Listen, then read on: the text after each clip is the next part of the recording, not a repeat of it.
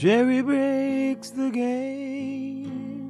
Hello, and welcome to Jerry Breaks the Game. I'm comedian Jerry Rocha, and in this one, we're going to talk God of War. God of War 4. It's the 7th game in the series, so maybe it's God of War 2018. That's it. That's what we'll call it. I really didn't know too much about this one going in. The only game I'd played in the God of War series was the first one, and I didn't even finish it. I bought a PS2 just to play God of War, and I didn't even finish it. Imagine buying a brand new car just to go on some giant road trip, and you stop after 1 hour and just settle down with the first person you meet at a gas station. Oh, alright, I guess I'll help you kill your ex. Oh, y'all still together, huh? Then I saw that this game was coming out, and I'm like, oh, this looks good. I'm gonna try this. I'm gonna finish it. And I did finish it. It took me 2 years, but I finished it. I remember doing a quick search to see what happened in the previous game so I wouldn't be too lost, and that only lasted about 45 seconds, because then I went down this wormhole about why dwarves and elves don't like each other on Pornhub. And spoiler, at the end, oh, well, they get along real good. But I kind of had an idea of what happened. Kratos, a cursed Spartan warrior who is actually the son of Zeus,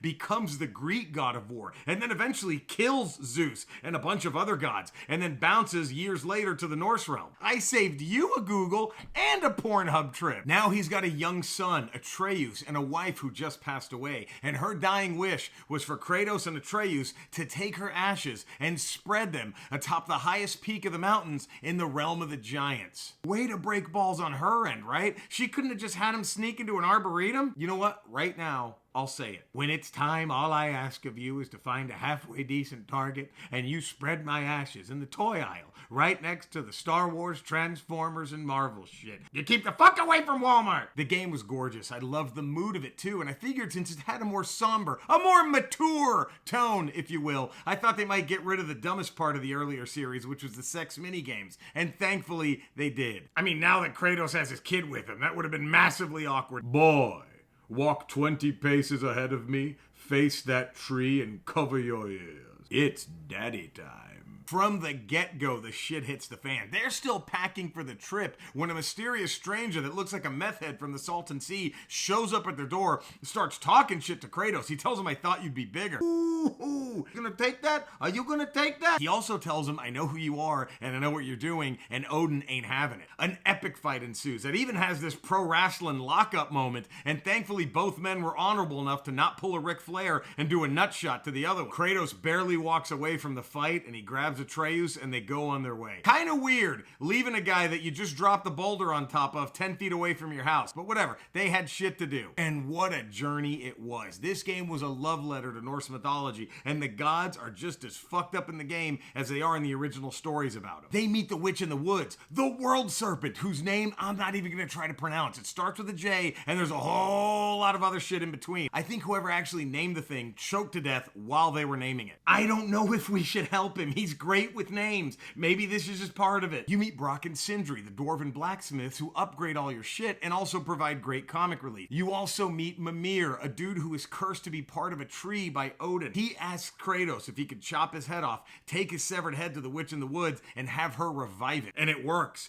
Mimir turns out to be a fantastic character who provides great levity and lore to explain all the things that are going on in the game. And it was kind of risky to give this much dialogue and stage time to that character who was mainly comic relief, but they pulled it off masterfully. It could have easily gone the Jar Jar Binks route, but it didn't. And I'm sorry to anyone who loves the prequels or grew up with them or grew up with Jar Jar. I am not allowed to like the guy. I'm over 40. I can't. And honestly, props to Kratos for helping out someone with that kind of a task. Chop your head off, then take it to a witch to revive the head. I feel good if I donate $5 to the Salvation Army. The battles are really fun, especially my favorite part of the game, when you can go and find and free the corrupted souls of all the Valkyrie that are trapped and hidden throughout the realms. Till I got to the Valkyrie Queen, and after about 40 tries and 3 times almost beating her, I swear, I was like, fuck this. They should have given you more of a perk for beating all of them. I mean, that would have been great if you free all the Valkyrie souls, and then at the very end of the game, during the final battle, you hear the song, Ride of the Valkyries, and then they show up and help you beat the final boss.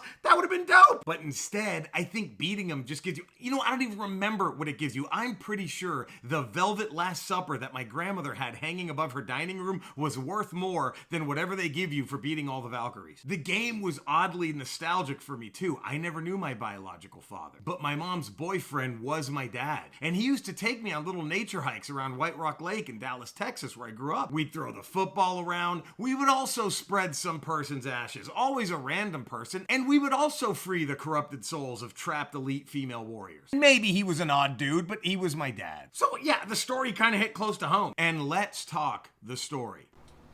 Oh! Spoilers. You follow the footsteps of Tyr, the Norse god of war, because in the past, he carved a secret path to the realm of the giants. The reason he did it in secret is because he was cool with the giants, but Odin wasn't. He wanted to just seal off any and all ways to communicate with the giants and pretend they didn't exist. Just like how married guys try to get rid of a side piece. If you don't test nobody for COVID, then ain't nobody able to catch COVID.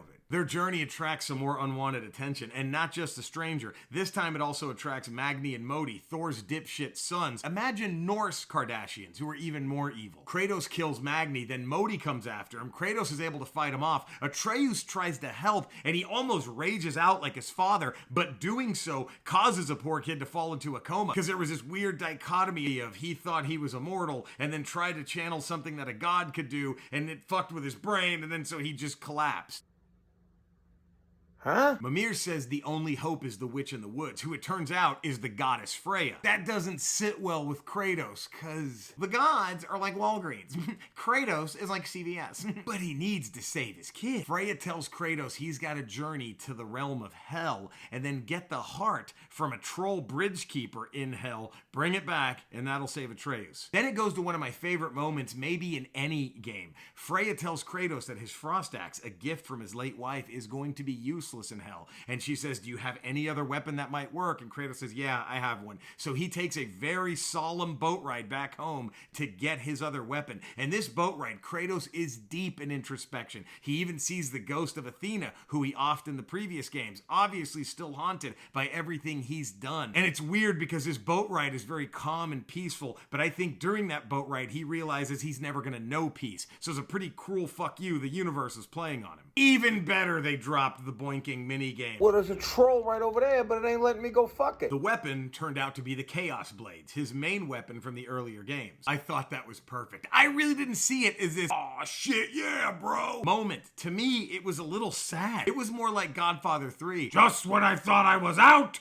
they pulled me back in. They're able to save the kid, and when he comes to, Kratos tells him the truth. He says, son, I'm a god. And Atreus quickly puts that together and goes, well, shit, I'm part god then, aren't I? And oh my god, if you think it's a bad move to give an 11-year-old a cell phone, try telling one they're a fucking god. They find a very wounded Modi who was beaten half to death by his father Thor. Big theme of asshole fathers in the game, blaming him for Magni dying, and Atreus just ignores Kratos' wishes and kills Modi in cold fucking blood. Okay, that never happened on any of those lake trips with my dad, but he was a pretty chill dude. I think he would have taken that in stride. Okay, well, we're just gonna dispose of that and let's finish teaching you how to throw a spiral. Atreus is a bit of a prick for some of the game, but thankfully that doesn't last too long. The final battle is, of course, with the mysterious stranger who actually is the god Balder. He's been driven half insane by a spell that his mother Freya put on him 100 years ago that made him invulnerable. So for 100 years, he hasn't been able to feel anything, which is why Kratos didn't actually kill him in their first battle. He just fought him off. And I get Balder's rage towards his mother. I mean, shit, way to tell your kid you don't think they can handle anything. High school, schmie school, I don't care. We're gonna take these neon lights and we're gonna put your name on all your belongings, your clothes, and your underwear. Come on, honey. Freya shows up during the battle and tries to stop it with a whole lot of, y'all can't be doing this, why don't y'all be friends? To no avail. Eventually, kind of like in the myth, Atreus is able to take an arrow laced with mistletoe, hit Balder with it, and it breaks the spell of invulnerability. Couldn't Freya have picked something a little harder to get your hands on? Imagine how extra cheated Balder felt in that moment. Mistletoe. 100 years of this shit, and all it took was mistletoe? That's all over my back fucking yard! Kratos defeats Balder, but spares his life at Freya's request. But Balder walks up to Freya and starts choking her to death anyway, and she lets him. But Kratos Kratos kills it before he can kill her. Knowing Baldur is a lost cause, and also knowing that if Baldur enacts the revenge he wants by killing Freya, it's just gonna drive him even madder and worse, so Kratos does him a favor. And also, Baldur was kind of a douche, so fuck him. Freya vows vengeance, like all kinds of vengeance. Like no Vaseline, Dre Day, and hit him up all in one kind of vengeance. She talks so much shit as she's walking away with Baldur's dead body that it would not have been out of place if there were like 4 or 5 Valkyries behind her just going, big money. She leaves. Kratos explains to Atreus they don't have to be the assholes that people expect gods to be, and they finally make their way to that peak in the realm of the giants. And at the peak, they find these cave paintings that show their entire journey. Like the giants knew this shit was gonna happen and then fucking painted it. Even shit you didn't see in the game, like Atreus playing Johnny Be Good at his parents' prom. After looking at the paintings, Atreus walks out to spread his mother's ashes. Kratos stays behind for a brief moment and sees one cave painting that Atreus didn't. It's of Atreus holding Kratos' dead body while all this serpent shit is pouring out of his mouth. Whoa! Kratos took it well. I mean, he could have easily been like, the fuck is this? A lot of dots get connected by these paintings. Atreus' mother was one of the giants. That's why Baldur talked all that I thought you'd be bigger shit at the beginning. He wasn't trying to emasculate Kratos. He really thought Kratos was a giant. His mission was to go there and find a giant who was hiding out. Didn't know the gender, anything. He just assumed it was Kratos. Then, in a game full of holy shit moments, they save the holiest of shits for the end. As they're walking away, Atreus looks at Kratos and says, hey dad, what was that thing in those cave paintings though? What did the giants call me? What's Loki? Oh, are you fucking kidding? Yeah, he was Loki the entire goddamn time. Kratos is like, yeah, that's what your mother wanted to name you. What the fuck? Muppet baby Loki? There's also a secret ending too. Once that moment ends, you can just go back and finish up the rest of the game, you know, find some secrets you missed, stuff like that.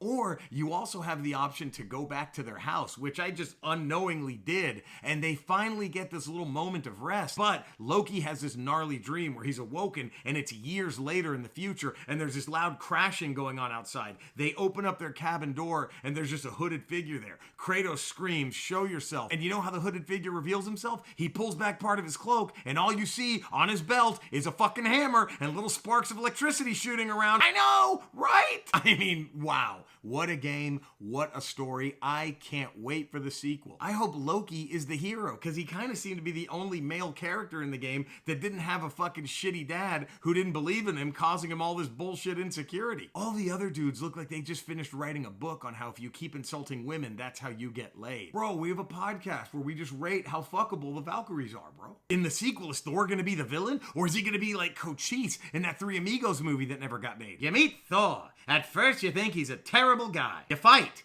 Then you get to know him. You come to respect each other. And at the end of the game, you're friends. Thank you for watching Jerry Breaks the Game with me, Comedian Jerry Rocha. If you enjoyed this, please subscribe, give it a thumbs up, spread the word, hit that little bell so you're notified every time a video comes out, all that good shit. And if you do that enough times, I won't have to keep breaking your balls about it. Stay safe, keep playing these games, and see you soon. Gerardo rompió el juego.